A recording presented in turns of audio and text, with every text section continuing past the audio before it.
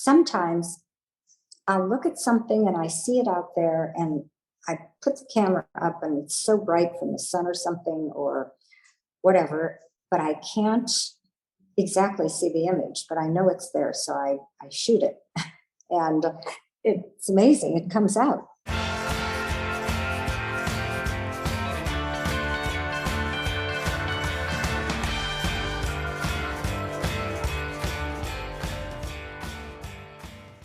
Hi there, listeners, and welcome back to Beyond the Palette. I'm your host, Whitney Rosenson, owner and president of Art Dimensions. Today, I am interviewing Lynne Deutch, a fabulous photographer and painter on the ADI roster. I have known Lynne for many years, mostly because her sons and I went to the same grammar school here in LA, and one of them was even in my class. I think we may have carpooled too. Is that right, Lynne? I think it's true. Yes, we did. Okay. And it is actually within the last few years that I've entered into a professional relationship with Lynne, and I know her now as a wonderful photographer, painter, and illustrator. Let's dive in and focus on Lynne's artistic endeavors and creative world. So, hello, welcome to the Art Dimensions podcast. Thank you, Whitney. How are you? I'm good. Good. A little nervous about doing a podcast, but you'll be fine. You'll be fine. Thank you for inviting me. Oh, thank you for being here today and for chatting. I know you're busy and I really appreciate your time. Thank you. All right, we're ready to dive in. How did you start your career as an artist? My career probably started when I was about 5 or younger. I grew up in Ohio, Akron, Ohio, small town. I don't even remember how old I was, but I used to go to the Akron Art Institute for art lessons. And I guess I must have loved it. I continued onward, and I was always the class artist in school. I guess the real start of my career was I used to make paper dolls with my mom. And what a wonderful memory. They are, those paper dolls. Yeah. Comes in a little booklet. You cut out the doll, cut out the clothes. And my mother and I used to design clothes for the dolls. And, then I really got interested in fashion design and fashion. I always loved clothes. It was really something very creative to me and a way of expressing myself, I think. I didn't know that about you. Love that. Yeah. So then I went to Skidmore, which had a very good art program. I was an art major. But New York was calling me. And I think, I really loved Skidmore, but I ended up transferring after my second year at Skidmore to Parsons School of Design. I didn't tell my parents till after I'd completed everything, all the paperwork, and then I told them I was leaving Saratoga Springs for the Big Apple. I started off in fashion design, and the first class, there was a long table, and maybe there were 6 of us in the class, and there was a mannequin in front of each place and a little piece of fabric on the table. And the teacher said, we're all going to draft a princess blouse. And I looked at that mannequin and I remembered home ec classes, which maybe you never heard of, but in elementary school or elementary, middle school. And I remember trying to sew a pot holder. It was like a mitten, and I kept sewing around to the point where you couldn't get your hand in there. It was just too small.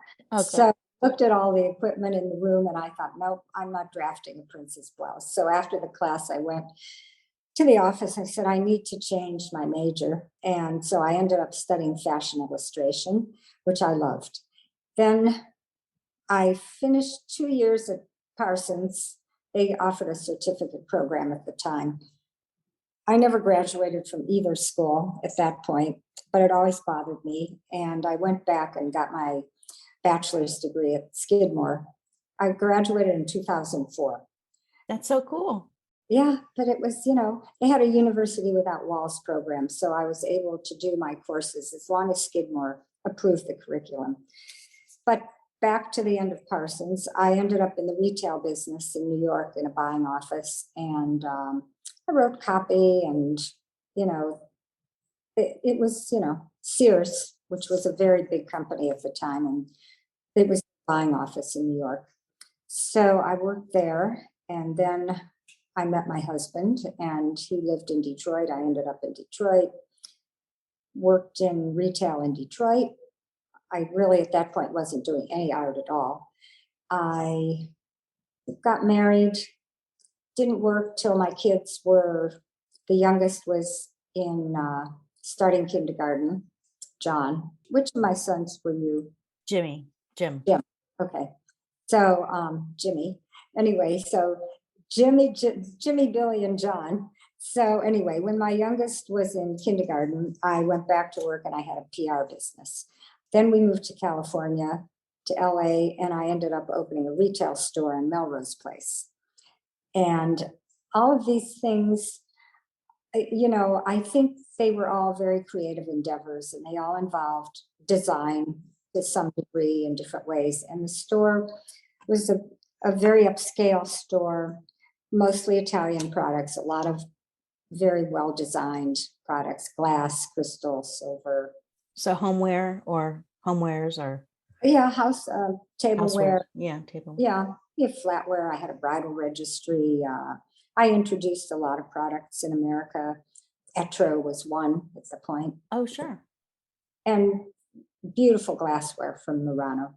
Anyway, it was a corporate and retail gift store, and I loved the business. It lasted for about 10 years till the economy collapsed. Then I sort of retired and got involved in other areas, mental health for one. I was on a board that Tipper Gore put together, a national board. And I would say about, maybe that's another one of your questions about when I got involved. Yeah, again. I want to know, when did you get involved with photography and painting? I can't exactly say I can't remember the year. I could look it up for you, but I went to, it was either the first trip to South Africa or a trip to Kenya, and I took a camera.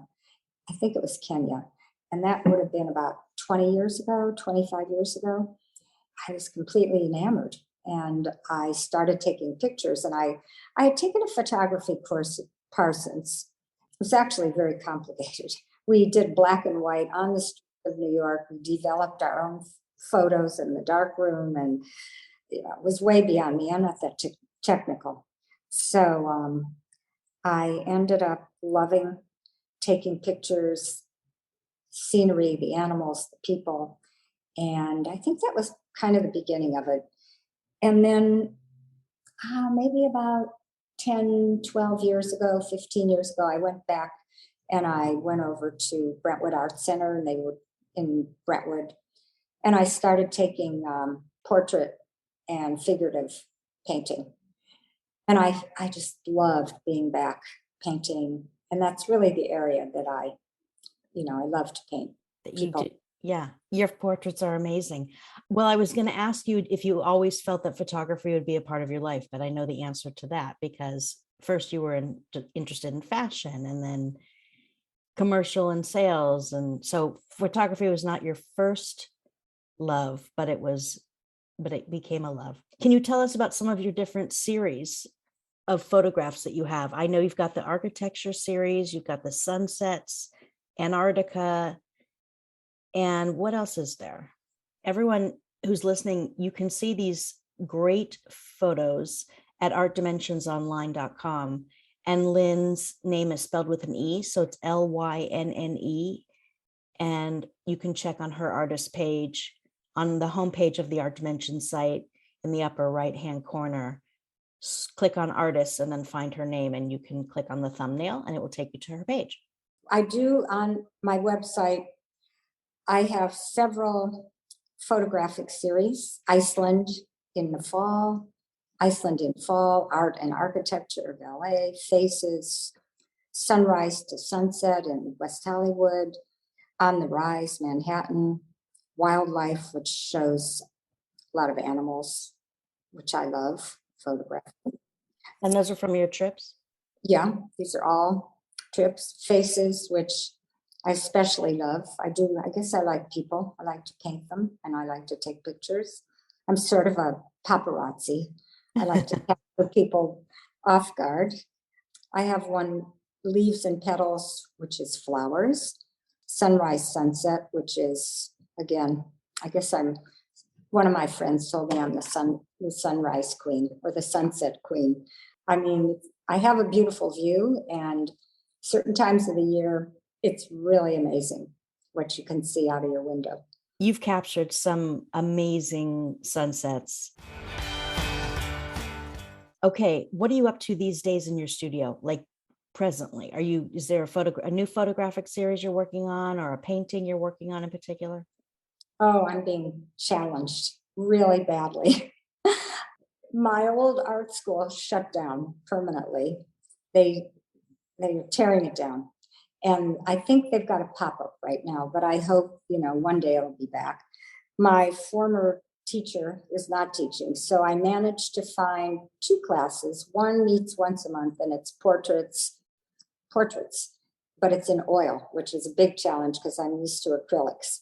I've got a couple that I kind of like, have a couple that I threw out, and I know you should never throw it out. I just painted. I did not throw out the canvas. Waste not, want not. Exactly. And then I have another class that meets once a week in the artist's studio, and he was a teacher at Brentwood. And it's small. Both of these classes are small. One has 4 friends from the portrait class, and this other class is the challenge. It's abstract, which is, Different for you. Really different and really something I've never ever attempted to do. So I've been in about 8 of the classes now. I'm kind of getting a little bit of a style, but it's hard. Do you paint? I used to paint in high school, and I actually just signed up.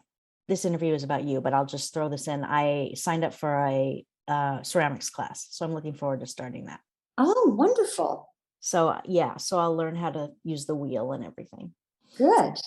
Yeah, I'm looking forward to that. Did you ever do it before? I've taken ceramics once before. It was about 3-4 years ago, an introduction to throwing, wheel throwing or whatever they call it. And I loved it. So trying again. Fantastic. Yeah, so abstract for me, it's a big challenge, but I have the instructor is fantastic, and he's an artist, of course, himself. And the people in the class are really talented. I'm sure. But you have to let yourself go, which is, I'm a draftsman and I like everything. Some of the things I draw and paint are free and they're gestures, but I end up starting sort of loose. And at the end, I'm very precise. I'm trying to let that go. Well, right. Well, with your portraiture, with your figurative paintings, your painting has to be precise, right? You're depicting a person. Yeah, but it doesn't have to be, Well, that's true. That's true. It could be abstract figurative. Yeah. There are a lot of people that are much looser the way they paint. And I'm excited for you to start to get into the abstract work. So oil is not a favorite material. Would you say acrylic is a favorite material to work with? acrylic, definitely. I love to draw charcoal. I do like to paint in acrylic fast, and It dries fast, right? it dries very quickly. Oil can take days to dry, but you can keep painting over oil and keep changing it. Oh, It's right. So that's my other challenge. I just want the listeners to know that one of your drawings, I didn't send you this question ahead of time, so don't get nervous, but a couple of your drawings and paintings were in a TV show that I helped place. And that was that the morning show? Yeah, I think so. Okay, the morning show. So I'll post the image of Steve Carell from that show with your portrait next to him on the wall, and I'll post that on my blog, and people can see that. Yeah. Great. Thank you. Of course, of course. All right. What's your favorite aspect about being an artist? It gives me a chance to relax. I sort of go to another world, whether I'm doing photography or painting. That's a great answer. But photography, I mean, when I go on a trip, which is probably where most of my inspiration comes from, because I take a camera and my iPhone, which is totally amazing what an iPhone can do. But I I'm with that camera and it's like an appendage. And I sometimes I'll look at something and I see it out there and I put the camera up and it's so bright from the sun or something or whatever, but I can't exactly see the image, but I know it's there. So I shoot it. And it's amazing. It comes out.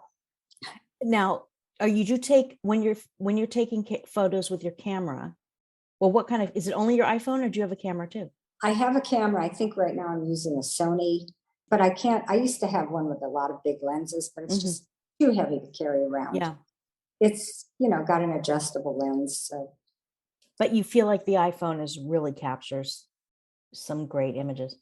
the thing about, of course, a camera, you can do wide angle, you can zoom in really, if you're somewhere and there's a leopard, really far away, you can capture it on a big camera. You can't get the same on an iPhone. But I have some good pictures of leopards drinking water and tongues moving. And Those are from Kenya or Africa I somewhere. think that was South Africa, actually, the last one with the leopard. I know that image. That's beautiful. That's a beautiful image. Describe your aesthetic, Lynn, in 3 words, if you can. Maybe it's capture people's emotions.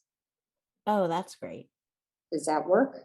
Of course. I mean, whether I'm drawing from a model, a live model, or I snap a picture, I do see an emotion in that person, whether it's in a body movement, if it's a figure drawing, or a face. What is the first creative project you remember dealing with photography or painting? We don't have to go back to your fashion days. You don't want my paper dolls? Paper dolls is great, but besides the paper, besides the paper dolls, Honestly, it wasn't that great, but when I went back to Skidmore to get my degree, I had to do a final project. And we had been to mainland China right before recognition in 77, I think it was. And I had a Polaroid camera. That's what people used.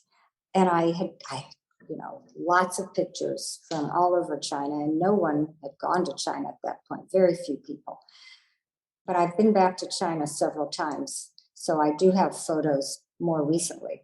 And the project was 25 years comparing China as it was in 77 to the way it was 25 years ago. So somewhere in my storage is a big screen with, these photos and the project. wow, Might have been one of the first projects that I did. it sounds incredible. So you took photos from in 1977, and then 25 years later, you took the same photos?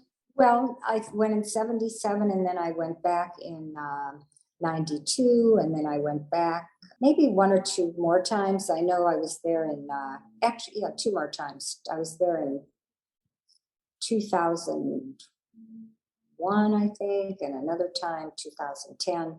But whichever trip it was, 25 years later, Oh, I that's incredible. incorporated the pictures. That's incredible. So they're all in your storage. Are any of those on your website? No, Oh, okay. you want them on the website? I want to see them. Of course I do. Unfortunately, Polaroids, which fascinated the Chinese because they'd never seen anything like that, nor had they ever seen a woman with blonde hair or people's teeth, because, at that time they didn't have dental care. Yeah. But Polaroid really fascinated them. Wow. I've never been to China, so I want to see those images and I want to go. Do you think creativity is something you're born with or something you're taught? I think it's in one's DNA. I think it can be enhanced, or it can lay dormant for a person's whole life, depending upon what kind of influences might come their way. But I do think it's a way of looking at things.